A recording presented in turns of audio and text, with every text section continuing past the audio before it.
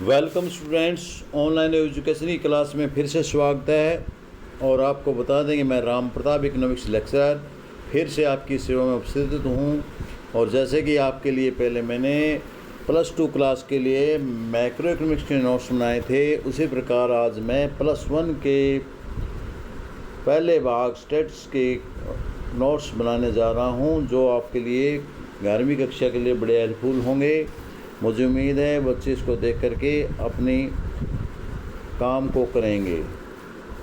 तो आओ हम चलते हैं अपने बेसिक काम पर। तो पहला हमारा +1 यानी 11वीं क्लास का चैप्टर प्रथम, जिसका टॉपिक है कॉन्सेप्ट ऑफ द इकोनॉमिक्स।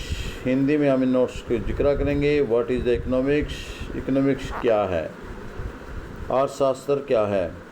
एक बच्चे से लेकर एक वृद्ध व्यक्ति तक प्रत्येक व्यक्ति किसी न किसी रूप में अर्थ क्रिया के लेन देन में अवश्य लिप्त है। हम सभी उपभोक्ता हैं और अपनी आवश्यकताओं की संतुष्टि के लिए हम विभिन्न वस्तुओं और सेवाओं का उपभोग करते हैं। उपभोग एक महत्वपूर्ण आर्थिक क्रिया है। अर्थशास्त्र विषय को समझने से पहले हमें कुछ निम्न महत्वपूर्ण अवधारणाओं को समझना बहुत ज़रूरी है। उनके बारे में जिक्र करेंगे। सबसे पहले ये अवधारणा है, हु इज़ द कंज्यूमर, उपभोक्ता कौन है।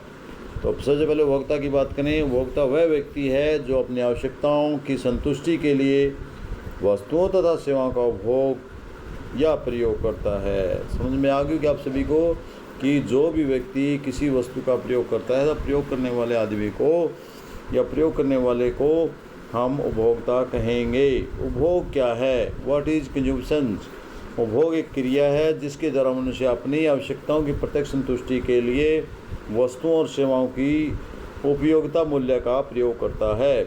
वस्तुओं के उपयोगिता का मूल्य का अर्थ है मानवीय आवश्यकताओं की संतुष्टि के लिए वस्तुओं और सेवाओं की क्षमता। उदाहरण के लिए जब हम कोल्ड ड्रिंक का उपभोग करते हैं तो हमारी प्यास मिटती है और हमें ठंडक प्राप्त होती है, अर्थात वो हमारे लिए बड़ी उपयोगी है। कोल्ड ड्रिंक का यही गुण है, उसकी उपयोगिता का मूल्य कहलाता है और उसके पीने की क्रिया उपभोग कहलाती है। तो मेरे ख्याल में उपभोग शब्द आज से आपको समझ में आ जाएगा। उदाहरण के लिए जैसे कि मैं चश्मा यूज कर रहा हूँ, तो ये चश्मा मेरे लिए उपभोग है, जो चश्मा लगाने की प्रक्रिया है यूज हो रहा है।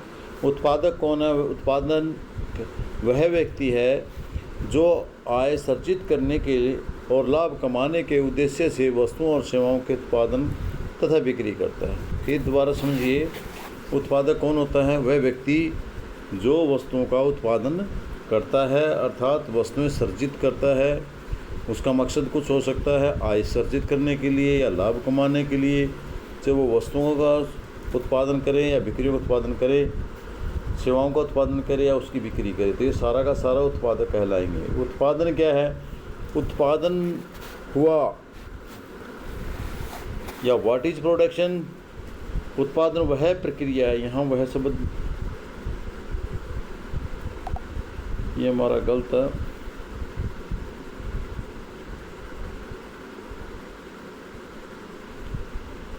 उत्पादन वह प्रक्रिया है जिसके द्वारा कच्चे माल को उपयोगी वस्तुओं या सेवाओं में परिवर्तित किया जाता है, अर्थात बदल दिया जाता है। वस्तुएं तभी उपयोगी होती है जब उत्पादन प्रक्रिया के सभी चरणों को पार कर लेती है, वह उपयोगिता का मूल्य प्राप्त कर लेती है। उदाहरण के लिए एक साइकिल निर्माता विभिन्न कल पुर्जों को जोड़कर साइकिल का उत्पादन करता है। एक उपभोक्ता के लिए अकेले टायर या हैंडल का कोई उपयोग नहीं होता। आज सभी कल पुर्जे मिलकर जब एक संपूर्ण साइकिल बन जाती है, तभी वह एक उत्पाद या उत्पादन कहलाती है और उसका उपयोग गीता का मूल्य होता है, क्योंकि वो प्रयोग करेंगे तो काम में आएगी, वरना काम में नहीं आएगी। इसके बाद जो नेक्स्ट धारणा है वो है बचत क्या है। What is saving. आय का वह भाग जिसका उपयोग नहीं किया जाता तथा भविष्य के लिए या भविष्य को सुरक्षा में ध्यान को रखते हुए वर्तमान आय में से बचा लिया जाता है, उसे हम बचत कहते हैं। एक तरह से बचत उपभोग का त्याग या संयम की क्रिया, अर्थात हम जो इनकम आती है, इनकम में से कुछ भाग को खर्च कर लेते हैं, जो भाग बगैर खर्चे हुए रह जाता है वह बचत कहलाती है। निवेश क्या है। What is the investment. बचत का वह भाग जो परिसंपत्तियों को खरीदने आदि में प्रयोग किया जाता है, जिससे हमें अतिरिक्त आय प्रदान करती है। जो बची गई आपकी आय इन्वेस्टमेंट है, जो आपकी जो उपभोग करने के बाद बच जाती है, बचत बच जाती है आपकी, उस बचत को जब हम आगे आय कमाने के लिए, इनकम करने के लिए, इनकम पैदा करने के लिए या लाभ कमाने के लिए या असेट संपत्ति को खरीदने आदि में प्रयोग कर लिया जाता है, तो और उससे हमें अतिरिक्त आय प्राप्त होती है, तो वह निवेश कहलाता है। उदाहरण के लिए एक उत्पादक अपने वर्तमान आय में से कुछ भाग बचाकर नई मशीन खरीदने का प्रयोग कर लेता है, तो इसे निवेश कहेंगे। इससे उसको अतिरिक्त आय प्रदान करने में सहायता मिलेगी। आर्थिक क्रिया क्या है? What is the economics activity? आर्थिक क्रिया क्या है, इसको जानने के लिए हम आर्थिक यह वह क्रिया है जिसका संबंध दुर्लभ साधनों के प्रयोग करने से है। आवश्यकताओं की तुलना में साधन सदैव दुर्लभ होते हैं। हम क्रियाओं को दो भागों में बांटते हैं। नंबर 1 आर्थिक क्रिया। आर्थिक क्रिया वह क्रिया होती है जिसके बदले में मनुष्य को कुछ प्रतिफल प्राप्त होता है। अर्थात आर्थिक क्रिया वह क्रिया होती है जिसके बदले मनुष्य को कुछ न कुछ रिवार्ड मिलते हैं। यह नकद के रूप में भी हो सकता है तथा किसी वस्तु या सेवा के रूप में हो सकता है। उदाहरण के लिए एक अध्यापक का विद्यालय में जाकर पढ़ाना, इसके बदले में उसे वेतन की प्राप्ति होती है। एक डॉक्टर द्वारा मरीज का देखना, इसके बदले में उसे फीस प्राप्त होती है। अनार्थिक या गैर आर्थिक क्रियाएँ, अनार्थिक या गैर आर्थिक क्रियाएँ वे क्रियाएँ हैं जिनके बदले में मनुष्य कुछ प्रतिफल प्राप्त नहीं होता। उदाहरण के लिए एक अध्यापक का खुद के बच्चे को पढ़ाना या एक घरवाली का स्वयं घर का काम करना, क्योंकि इन कामों के लिए उन्हें कोई वेतन या फीस आदि नहीं मिलती, इसलिए इन्हें गैर आर्थिक क्रियाएँ कहा जाता है। What is the economics problem? आर्थिक समस्या क्या है? मनुष्य की आवश्यकताएं असीमित होती हैं, परंतु उन्हें पूरा करने वाले साधन सीमित होते हैं। अतः मनुष्य को अपनी समस्त आवश्यकताओं में से कुछ महत्वपूर्ण आवश्यकताओं का चुनाव करना पड़ता है तथा शेष आवश्यकताओं का त्याग करना पड़ता है। इस चुनाव की समस्या को ही आर्थिक समस्या कहा जाता है। यह पैदा क्यों होती है? क्योंकि जितने भी हैं मनुष्य, उनकी आवश्यकताएं असीमित होती हैं और साधन सीमित हैं। इसका हम एक उदाहरण द्वारा समझने का प्रयास करेंगे। उदाहरण के लिए किसी के पास 100 रुपये हैं, वह इन 100 रुपये से पिज़्ज़ा खा सकता है या अपनी पुस्तक ले सकता है या डॉक्टर के पास जाकर अपनी दवाई ले सकता है। तो उस व्यक्ति को चुनाव करना पड़ता है कि वह अपनी फीस किस आवश्यकता को पूरा करे और किस आवश्यकता को छोड़ दे। What is the economics? अर्थशास्त्र क्या है?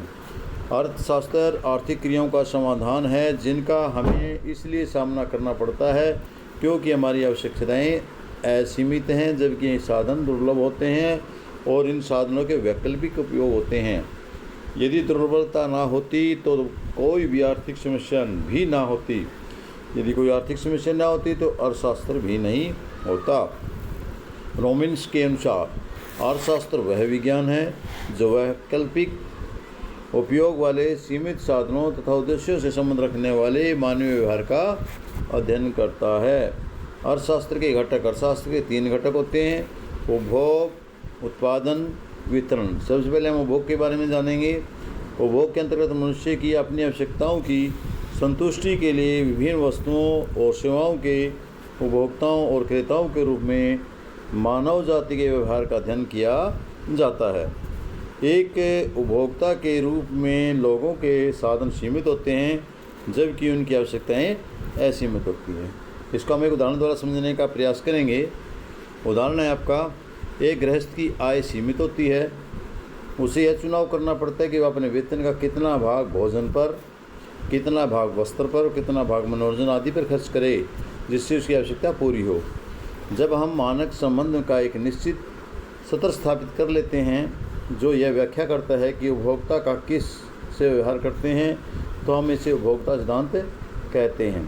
अगला है उत्पादक। उत्पादक के भी सीमित होते हैं, जबकि उसने अनेक फर्मों और कारखानों के लिए उन्हें अनेक प्रकार की वस्तुओं और सेवाओं का चयन करना पड़ता है। ऐसी दशा में एक उत्पादक संयोगों का चयन करता है जो कम खर्चीले हों, जिसके उत्पादक की लागत न्यूनतम हो। उसके ऐसा करने से उसे अधिकतम लाभ की प्राप्ति होगी।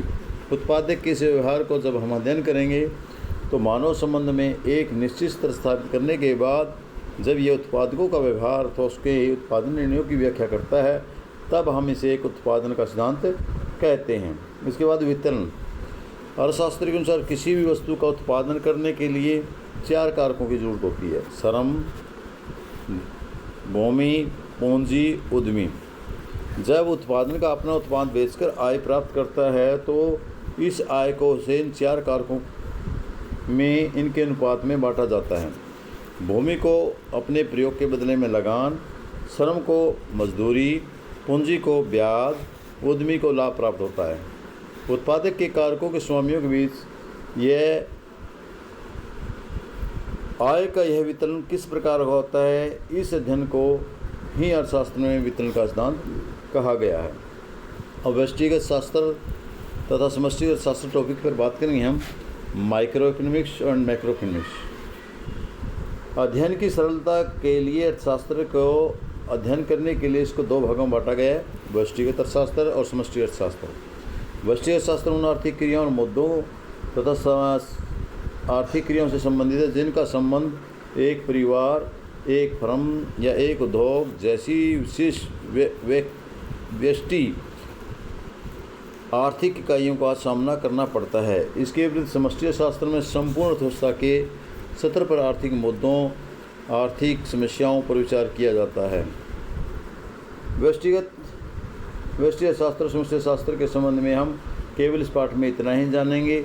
इसका ज़्यादा विस्तार हम आपका 12th क्लास में आप बच्चों को कराएंगे। 12th क्लास में जब आप होंगे तो उसमें कराएंगे। तो इस प्रकार सभी वीडियो को देखने वाले अध्यापक व बच्चों को बहुत बहुत धन्यवाद।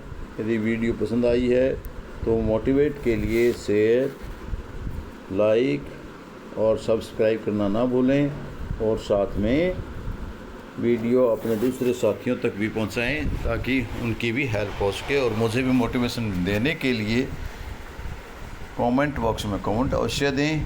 धन्यवाद।